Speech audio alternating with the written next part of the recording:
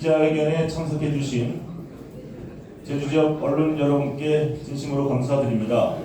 오늘 출마 기자회견에 함께하기 위해서 더불어민주당 소속 많은 도의원님들과 4.3 유족 그리고 사회복지 쪽 종사자, 호남 양후회, 청년, 여성, 노동조합 등등 많은 분들이 오늘 기자회견장에 참석해 주셨습니다. 한 분 한 분 일일이 소개를 해야 함에도 불구하고 여건상 그렇게 하지 못한 점 정말 송구스럽게 생각합니다. 오늘 기자회견 순서는 우리 송재호 국회의원님의 기자회견문 발표 그리고 질의응답 마지막으로 전부 나와서 앞에서 사진 한 장 찍겠습니다. 예, 그러면 무능정권을 이기는 선택 더불어민주당 송재호 제주시갑 국회의원 후보의 출마 기자회견을 시작하겠습니다. 박수 부탁드립니다. 네, 국회의원 송재호입니다.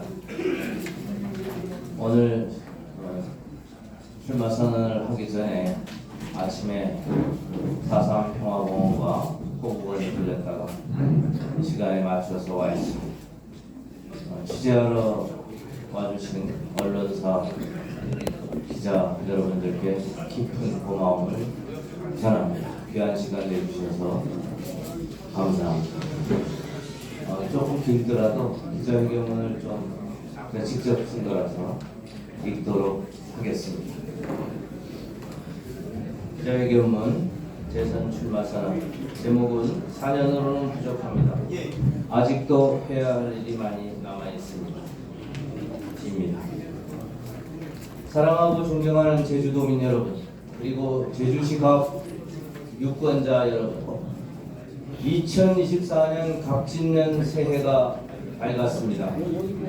새해에는 우리 가정마다 살림이 넉넉하고 우리 지역이 융성하며 나라가 평안했으면 좋겠습니다. 여러분 모두 새해 복 많이 받으십시오.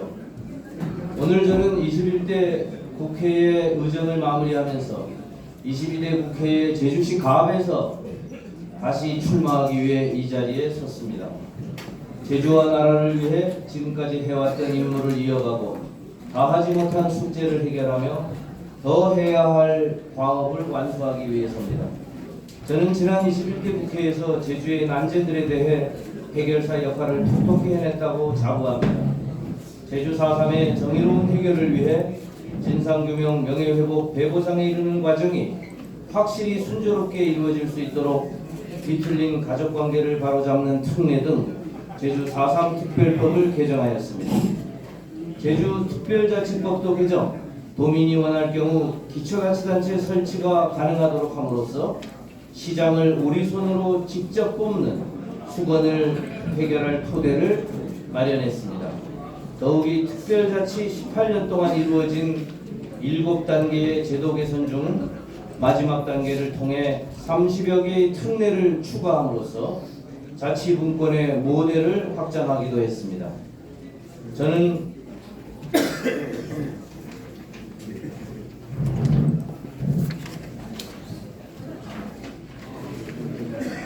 국가 경영의 입법에 있어서도 전직 대통령직 속 국가균형발전위원장으로서의 임무를 소홀히 하지 않았습니다.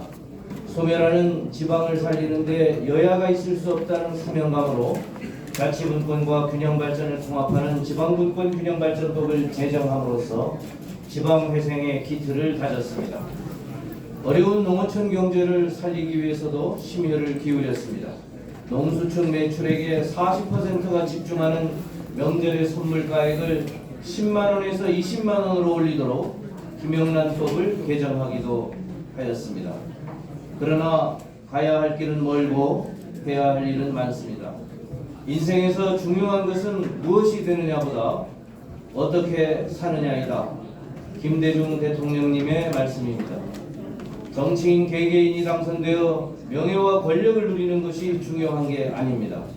어떤 정치를 할 것인가, 그 권력으로 시민의 삶을, 지역과 나라의 미래를 어떻게 바꿀 것인가가 진정한 정치의 본질이며 소명이자 가치라고 저는 믿습니다. 저는 언제 어디서나 제주를 우선하겠습니다. 제주가 옛 탐나의 영광을 재현하고 세계가 인정하는 인류유산 섬의 가치를 제대로 살리기 위해서는 더 많은 제도의 특례가 필요합니다. 영어교육도시 공항면세점, 관광복권 등이 이미 도입한 특례의 좋은 예입니다. 재생에너지 생산 판매를 자유롭게 하는 분산에너지 특구, 4차 산업이 인도하는 슈퍼 세계 경기 사이클에 동참하기 위한 AI 수소경제 우주산업의 특례, 소득보전 최저가격과 재해보장을 위한 농수축산업의 특례, 교육, 의료, 국제금융에서의 특례 등 우리가 제주특별법을 통해 도입할 수 있는 특례가 적지 않습니다. 그리고 이것은 오직 국회에서만 할 수 있습니다. 저는 이러한 특례를 통해 21대 국회에 입법화함으로써 제주 지역 내 총생산이 25조 원을 찍고 임기 내에 35조 원 경제시대의 가능성을 우리가 확인할 수 있는 획기적인 전기를 마련해 가겠습니다. 좋은 정치는 시민을 살립니다.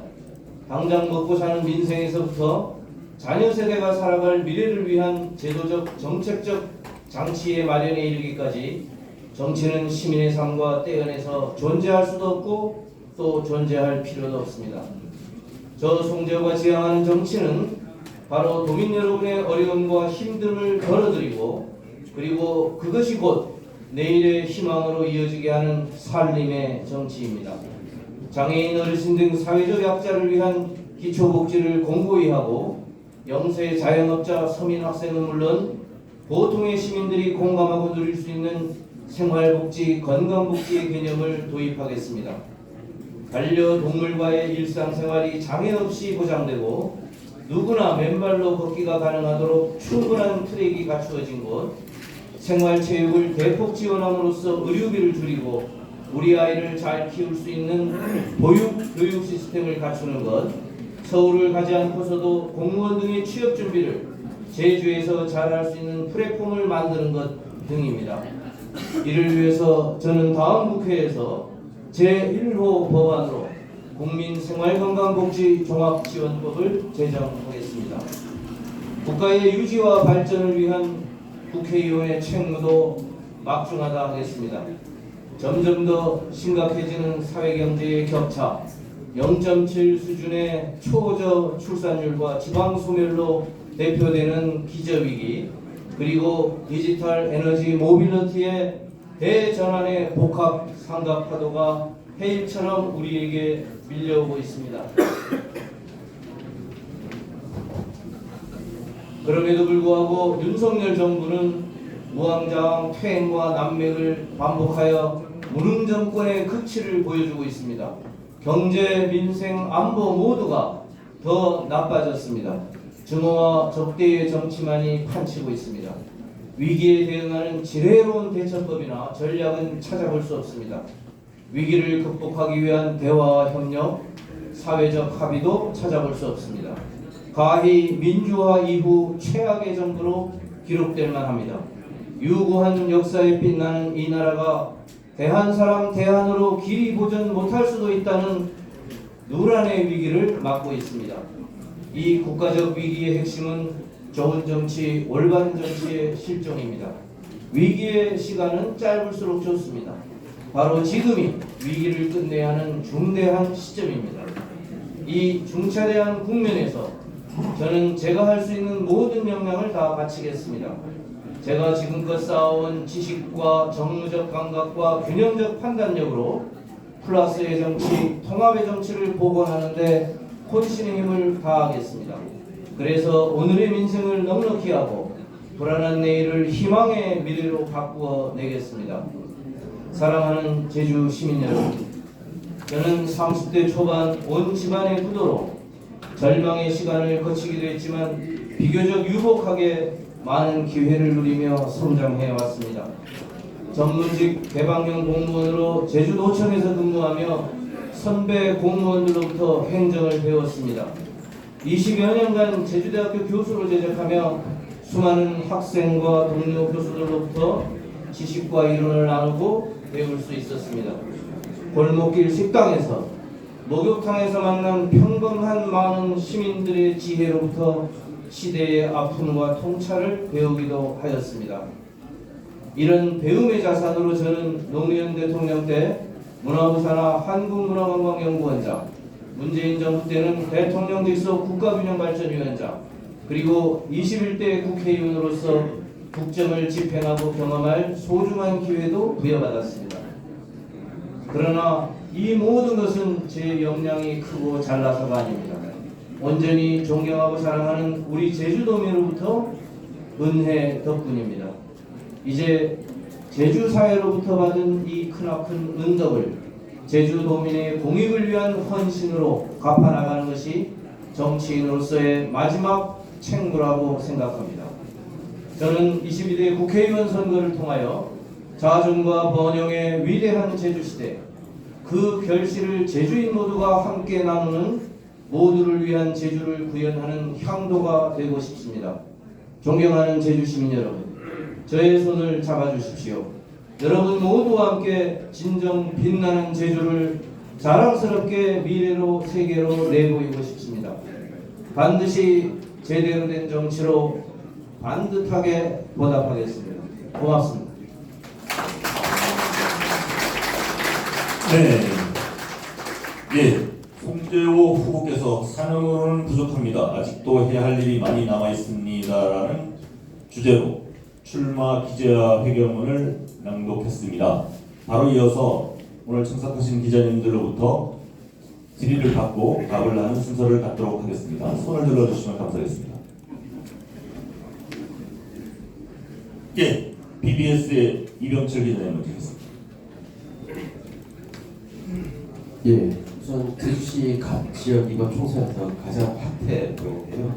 아마 그 이유는 그 문대림 예비 후보 측에 송재호 의원님을 지적하는 그런 부분들이 좀 많은 것 같았어요, 사실.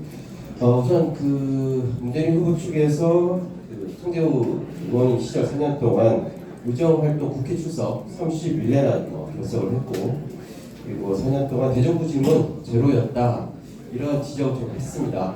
예, 이에 대한 생각을 좀 듣고 싶습니다. 예.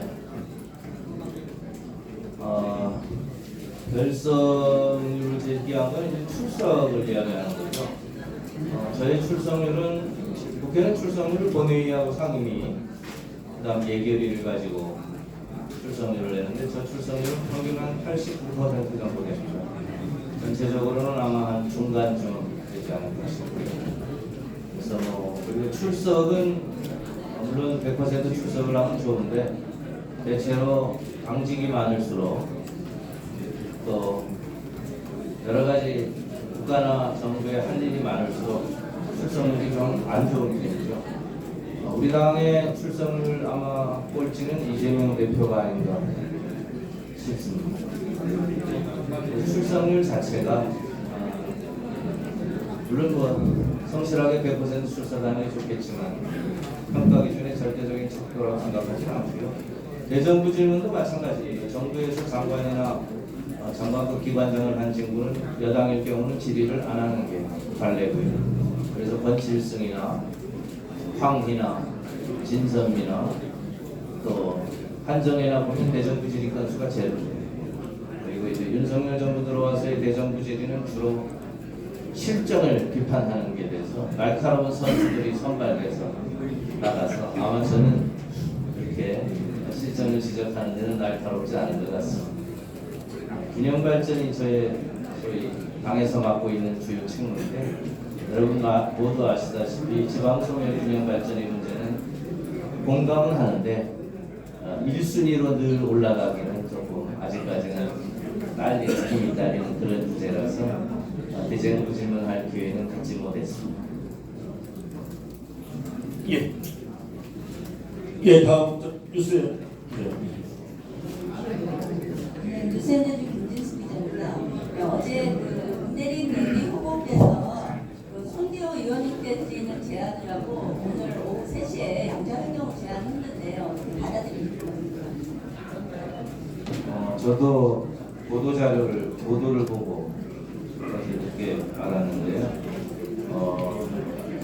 우선 좀 뜬금없습니다. 저는 무슨 뜻인지 제가 잘 이해가 안 되고, 다만 좀 그 문대림 후보에게 결례가 안 되면 제가 좀 설명을 해드리면, 저는 지금 민주당의 경선 후보가 아닙니다. 그러니까 우리 당은 지금 공천 신청을 받고 있고요. 공천 신청을 받으면 검증 절차를 거칩니다. 그래서 여러 가지 지역사회 여론도 듣고 조사도 하고 면접도 보고, 그렇게 해서 아마 설 전에 아니면 설 직후에 우리 당의 경선 후보를 확정하는 절차를 진행하고 있습니다. 그래서 그런 의미에서 문대림 후보가 제안한 게 그냥 당원과 당원으로서 만나자는 건지, 국회의원을 불러다가 뭐 할 말이 있는 건지, 그런 것들에 대한 이해가 안 돼서 굳이 뭐 둘이를 만나야 될 이유도 없고, 또 문윤택 교수는 또 왜 빠졌는지, 그래서 그냥 그렇게 생각하고 있습니다. 예, 그 국제주의스 문서영 기자님. 이어지는 질문인데요. 그 공개 오늘 토론을 제안했잖아요. 그럼 이것도 같은 대답이 토론을 해야죠. 아까도 제가 말씀드렸습니다만, 국회의원의 권력을 잡는 게 중요한 게 아니라 그 국회의원의 권력을 가지고 제주사회를 어떻게 이끌어갈 것인가에 대한 정책과 비전의 경쟁이 소중하지 않겠습니까? 그런 의미에서 저는 자기의 비전과 정책을 설명하고 유권자의 판단을 받고 철저한 질의를 갖고 이런 게 필요하다고 봅니다. 다만 일단 저는 그 시작은 당이 경선 후보로 확정한 후부터 시작이 되는 게 아닌가 생각합니다. 경선 후보로 확정이 되면 부장과 토론을 듣지 않습니까? 그것도 그 다음 문제인데, 선거법에 좀 우리가 토론하자 그래서 우리끼리 할 수는 없는 것 같고요. 자유롭게 아마 선거법에 규정한 일정한 절차가 있는 것 같습니다. 그것에 따라 이루어지면 되겠죠. 예. 네. KCTV. 예. 네, 현재 의원으로서 조금 빠르게 데뷔후보 등록을 하고 출마 기자회견을 했다는 의견들도 있잖아요. 이거에 좀 어떤 입장이신지.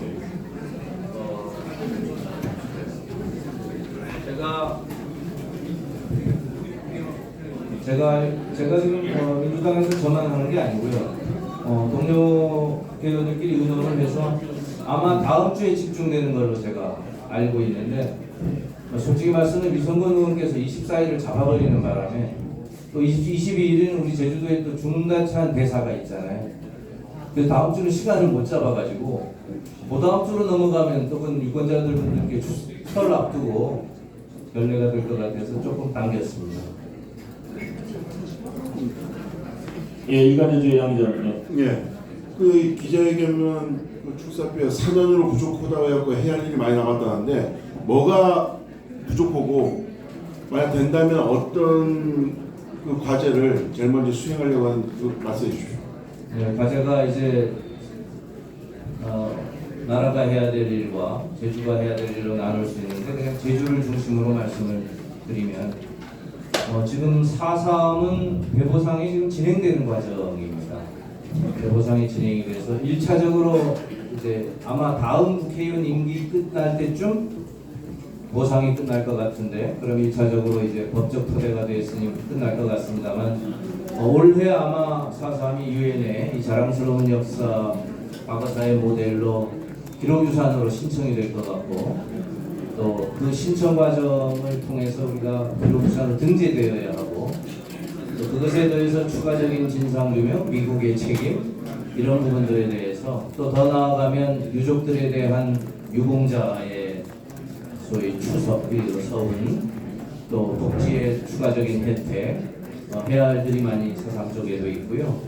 두 번째, 제주특별자치법은 첫 번째는 출마 선언문에도 이야기했습니다만, 제주가 특례를 마련할 수 있기 때문에 영어교육도시와 같은 그런 특례들을 중앙정부로부터 가져올 수 있는 걸 많이 더 가져와야 된다고 생각을 하고요. 특별자치도 이제 기초자치단체 설치를 위한 법적 토대는 마련했습니다만, 앞으로 가야 될 과정이 정부와의 협의나 또 선거의 준비라든가 그게 국가적 사무이기 때문에 그런 일에 대해서 국회에서 해야 할 일들이 많이 남아있다고 생각합니다. 그리고 무엇보다 농수축산업을 비롯해서 우리 지역경제의 민생이 어려운 부분들을 제주도도 제주도 나름대로 하겠지만 정부 차원에서 국가 차원에서 입법을 통해서 도민의 힘든 살림을 좀 덜어드리는 그런 부분들의 노력이 국가적 노력이 매우 필요하다. 그런 일들을 좀 차질 없이 하는 게 좋겠다 이렇게 생각을 합니다. 예, 김혜영 기자님 주시죠. 최근에 그 의원님께 보도되고 있는 그 인터넷 언론사의 기사 내용들을 보시면 댓글에 좀 신문이 좀 그렇게 하지만 술 문제가 많이 언급되고 있습니다. 이에 혹시 하시는 말씀 있으실까요? 술은 저하고 사실은 떼려야 될 수 없는 깊은 관계를 가지고 있습니다. 솔직히 제 할아버지가 술 공장을 해서 술과 무척 친하죠. 그러나 또 술도 젊을 때는 굉장히 많이 폭음도 했고 건강도 망치기도 했고 그런 시절을 겪었고요. 처음에 기자 생활을 했었는데 술 너무 많이 마셔서 기자 생활을 접어서 공부를 하기도 했고 그런 힘든 시간을 거쳤습니다. 그러나 제가 술 때문에 누구에게 피해를 주거나 무슨 조금이라도 범법적 행위를 하거나 음주운전을 하거나 이런 적은 한 번도 없고요. 또 술을 주변에 친한 모두가 저야 너는 술을 안 마시는 게 좋겠다 해서 술을 안 마십니다. 그러나 저도 뭐 딱 사람인지라 가끔 미끄러져서 몇 번 마시기도 했는데 그것으로 인해서 제 의정 활동에 국회의원 활동에 성과가 없었거나 또 검증에 탈락했거나 문제가 되거나 그렇게 한 적은 없고요. 총체적으로 아마 지금 어저께는 아마 변실련 시민사회가 검증해서 300명 중에 106명을 불출마 또는 검증 촉구도 했고 우리 당도 또 철저한 검증을 거치고요. 또 지금 제가 받아보지 못했습니다만 아마 공천관리위원회에 명단이 가 있는 것 같아요. 민주당도 자체 평가에서 하위 20%에 들면 뭐 30% 감점하겠다는 것은 뭐 솔직히 말씀드리면 출마하지 않겠다라는 권고기 때문에 그런 일이 있으면 제가 지금은 예비후보로 등록해서 출마 선언을 했지만 검증 결과가 나쁘면 출마하지 않는 그런 생각을 가지고 있습니다. 예, 질의가 없으면 이것으로 기자회견을 마치겠습니다. 오늘 한 250여 명의 그 도의원뿐만 아니라 지지자분들이 오셨는데요. 취재 협조를 위해서 우리 도의원님뿐만 아니고 앞에 오셔서 좀 그 사진 한 컷 찍도록 하겠습니다. 기자님들께서는 저 사진 찍을 때까지 좀